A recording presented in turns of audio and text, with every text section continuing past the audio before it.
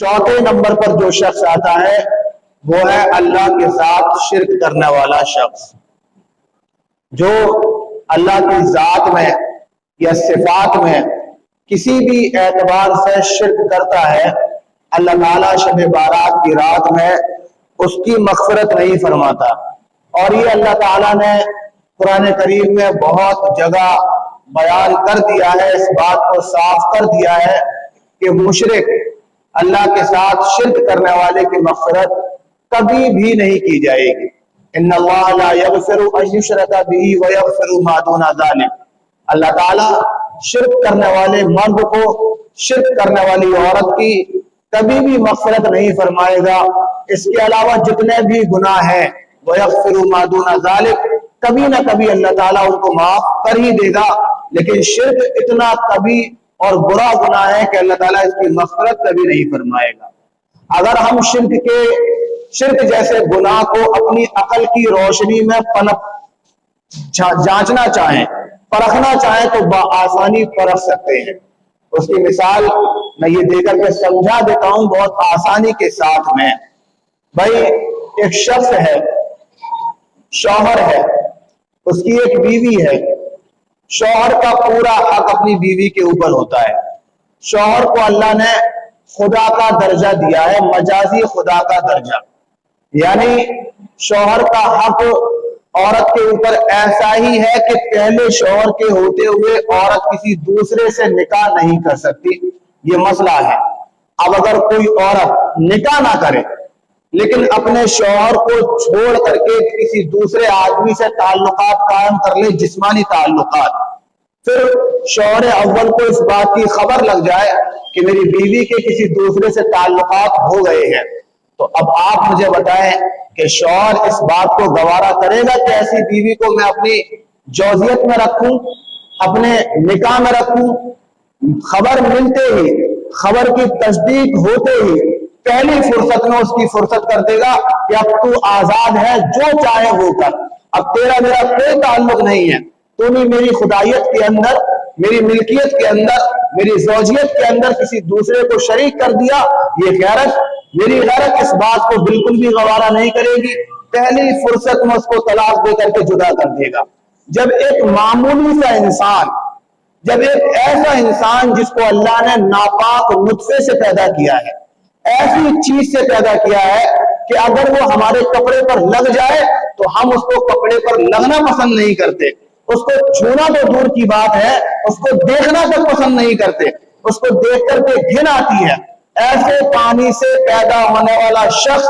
جب وہ اپنی ذات کے اندر کسی دوسرے کو شریک ٹھہرانا گوارا نہیں کرتا ہے تو پھر وہ ذات، وہ خالق اور وہ مالک جس نے پوری کائنات کو سجایا ہے، پوری کائنات کو بنایا ہے اور انسانوں کو ایک مقصد دے کر کے بھیجا ہے، ایک وعدہ دے کر کے بھیجا ہے کہ تم صرف میری ہی عبادت کرو گے۔ جب بندوں کو اللہ نے دنیا کے اندر بھیجا تھا، بھیجنے سے پہلے جب ساری روحوں کو اکٹھا کیا تھا تو اللہ نے ایک وعدہ لیا تھا، الستو بربکم، ساری روحوں سے پوچھا تھا کہ بتاؤ کہ میں تمہارا رب نہیں ہوں؟ ساری کی ساری روحوں نے ایک زبان ہو کر کے کہا تھا بلا، کیوں نہیں، آپ ہی ہمارے رب ہیں اور ہم آپ ہی کی عبادت کریں گے۔ آپ دنیا میں ہمیں بھیج رہے ہیں، ہم دنیا کے اندر جا کر کے صرف آپ ہی کی عبادت کریں گے، آپ کے علاوہ کسی دوسرے شخص کو، کسی دوسری ذات کو سجدہ نہیں کریں گے، کسی دوسرے کو المدد کہہ کر کے یا غوث کہہ کر کے نہیں پکاریں گے۔ جب اللہ نے یہ وعدہ اور یہ مقصد دے کر کے اس امت کو بھیجا ہے تو پھر وہ رب کیسے گوارا کرے گا کہ تم وعدہ کرنے کے بعد بھی اس کی ذات کے صفات کے اندر کسی دوسرے کو شریک ٹھہراؤ؟ یقینی بات ہے بالکل گوارا نہیں کرے گی۔ یہی وجہ ہے کہ اللہ نے قرآن کے اندر، حدیثوں کے اندر جگہ جگہ اس بات کو تاکید کے ساتھ انسانوں کے ماتھے پر لکھ دیا ہے تاکہ ذہنوں پر جمع رہے کہ تم کسی اور کو اللہ کے ساتھ شریک نہیں ٹھہراؤ گے۔ اگر ٹھہراؤ گے، اللہ کی ذات اور صفات میں کسی کا شرک کرو گے تو اللہ تعالیٰ اس کی مغفرت نہیں کرے گا، اس کو معاف نہیں کرے گا۔ یہ اللہ نے جگہ جگہ قرآن کے اندر، حدیثوں کے اندر اس بات کی تاکید کر دی ہے۔ اور کمال کی بات یہ ہے، کمال کی بات یہ ہے کہ اللہ نے جن انبیاء کو انسانوں کی رشد و ہدایت کے لیے بھیجا، انسانوں کو راہ راست پر لانے کے لیے بھیجا، سارے کے سارے انبیاء نے ایک ہی بات کہی، ما انا ببشر مثلکم، میں تمہاری ہی طرح ایک انسان ہوں، میں تمہاری ہی طرح ایک انسان ہوں۔ سارے انبیاء نے یہ بات کہی، کیوں؟ اس لیے کہ انبیاء کو یہ شک تھا، انبیاء کو اس بات کا کھٹکا تھا کہ اگر ہم اپنے آپ کو انسان زبان سے نہیں کہیں گے تو ہو سکتا ہے یہ مخلوق جو آگے آئے گی یہ خود ہمیں خدا سمجھ بیٹھے، جیسے کہ اور قوموں کے اندر ہوتا ہے۔ اور قوموں کے اندر آپ نے دیکھا ہوگا، غیر مذہب کے اندر آپ نے دیکھا ہوگا کہ لوگ جن کے جو پوروج تھے وہ اب ان کو بذات خود انہیں کو خدا مان بیٹھے ہیں اور انہیں کی بات کرنے لگے ہیں، اللہ کو بھول چکے ہیں اللہ کو، اللہ کی بنائی ہوئی چیزوں کو ہی خدا سمجھ بیٹھے، اب ان کی عبادت کرتے ہیں، ان کی پوجا کرتے ہیں۔ تو اللہ نے انبیاء کو بھیجا، سب نے ایک ہی بات کہی، ما انا ببشر مثلکم، ہم تمہاری ہی طرح ایک انسان ہے، ہم صرف تمہیں اللہ سے جوڑنے کے لیے آئے ہیں، اللہ سے تمہارا قرب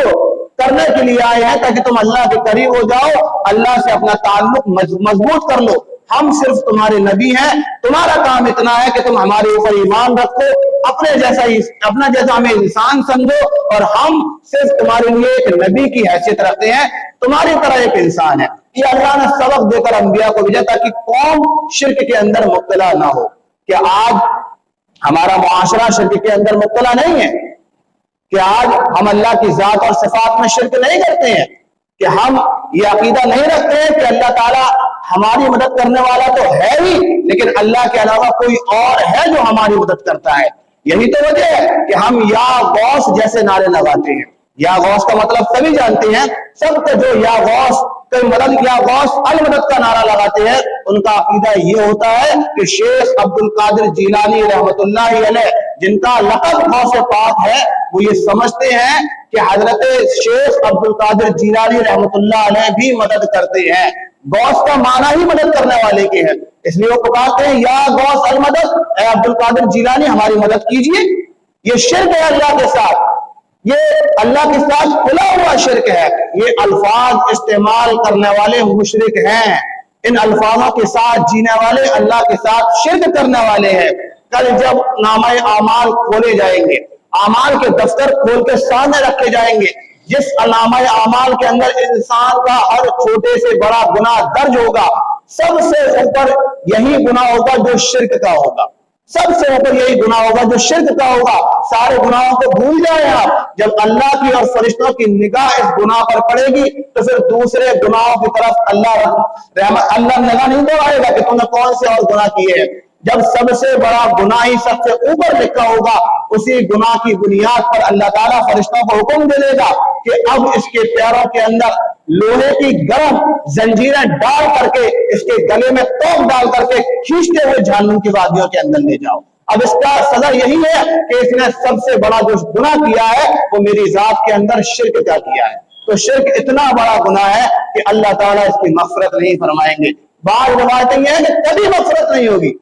کبھی بھی مغفرت نہیں ہوگی۔ جو حشر ان لوگوں کا ہوگا جو اللہ اور اس کے رسول پر ایمان نہیں رکھتے، وہی حشر ان لوگوں کا بھی ہوگا جو اللہ کے ساتھ شرک کرتے ہیں، اللہ کے ساتھ شریک ٹھہراتے ہیں، اور یہ سمجھتے ہیں کہ ہمارے کام بنانے اور بگاڑنے والا اللہ کے علاوہ کوئی دوسری ذات بھی ہے، ہماری پریشانیوں میں مدد کرنے والا اللہ کے علاوہ کوئی دوسری ذات بھی ہے۔ جو اس بات کا عقیدہ رکھتے ہیں، اللہ ان کی مغفرت کبھی بھی نہیں فرمائے گا، ہمیشہ ہمیش کے لیے ان کو جہنم کا ایندھن بنا کر کے چھوڑ دے گا۔ پھر وہ افسوس کریں گے کہ کاش کہ ہم نے یہ بات سمجھ لی ہوتی، قرآن پڑھ لیا ہوتا، انبیاء کی بات سمجھ لی ہوتی، علماء جو سمجھایا کرتے تھے کہ شرک کتنا کبھی گناہ ہے ان کی بات مان لی ہوتی تو آج ہم بھی جہنم سے آزادی پا لیتے۔ لیکن اب افسوس کر کے کوئی فائدہ نہیں ہوگا۔ دنیا